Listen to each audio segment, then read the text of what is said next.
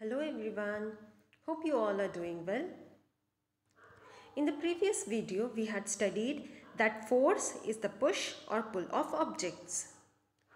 We have also seen that force changes the shape of an object. Also, force changes the state of motion of an object. So, in today's class, let us study about types of forces. Forces are mainly categorized into two types. They are contact forces and non-contact forces. First, let us know about contact forces. Contact forces may be of two types. They are muscular force and frictional force. Tell me, will you be able to change the position of this box without even coming in contact with it? No, that's not possible. You need to come in contact with the box, that is, either directly by pushing it with your hands or indirectly by pulling it with the help of a rope. Basically, I can say that you require force to change the position of this box. What is this? A bucket of water. Tell me, will you be able to lift it without even coming in contact with the bucket? No, that's not possible. You need to come in contact with the bucket. That is, either directly lifting it with your hands or indirectly by pulling it with the help of a rope. Basically, I can say that you require force to lift the bucket. Also, to do your daily physical exercise, you require force. But where does this force come from? This force is required to push a box, to lift a bucket, to hit a nail with a hammer, or to do your physical exercise. All of this force comes by the action of muscles. The force resulting due to the action of muscles is known as muscular force. You also know that animals like horses, bullocks, etc. make use of their muscular force to carry out physical activities and to perform other difficult tasks. You know that a ball rolling along the ground gradually slows down and finally comes to rest. Do you think there is any force acting on the ball?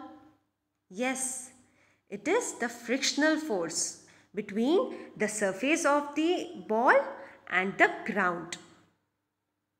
And this frictional force always acts in the opposite direction of the motion of the object, that is the ball.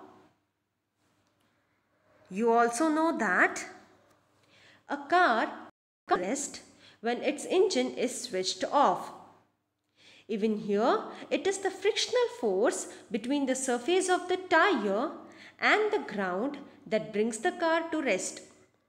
And this frictional force always acts in the opposite direction of the motion of the object, that is the car. Do you know there is friction between your shoes and the ground? Without enough friction, you may slip and fall. But if there is enough friction, then you can move safely and stay balanced. By this I can say that friction is a force that comes into play when two surfaces are in contact with each other. Hence, we can define friction as the force which opposes the relative motion of two surfaces in contact is called as frictional force. Now, let us discuss about non-contact forces. Non-contact forces may be of three types. They are magnetic force, electrostatic force, and gravitational force. I'm sure that you have seen how a magnet attracts different magnetic substances. You also know that unlike poles of magnet, they attract to each other. Whereas the like poles of the magnet, they repel each other. Now, do you think there is any force acting between the iron nail and the magnet?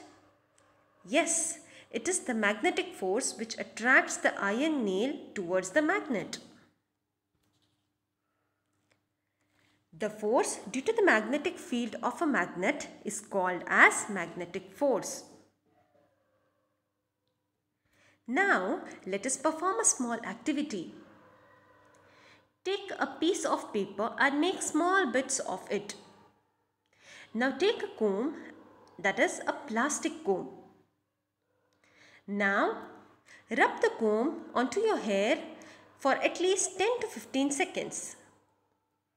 Now take the comb very near to the small bits of paper. You can see that the bits of paper gets attracted to the plastic comb. Do you think there is any force acting between the comb and the paper? Yes, it is the electrostatic force.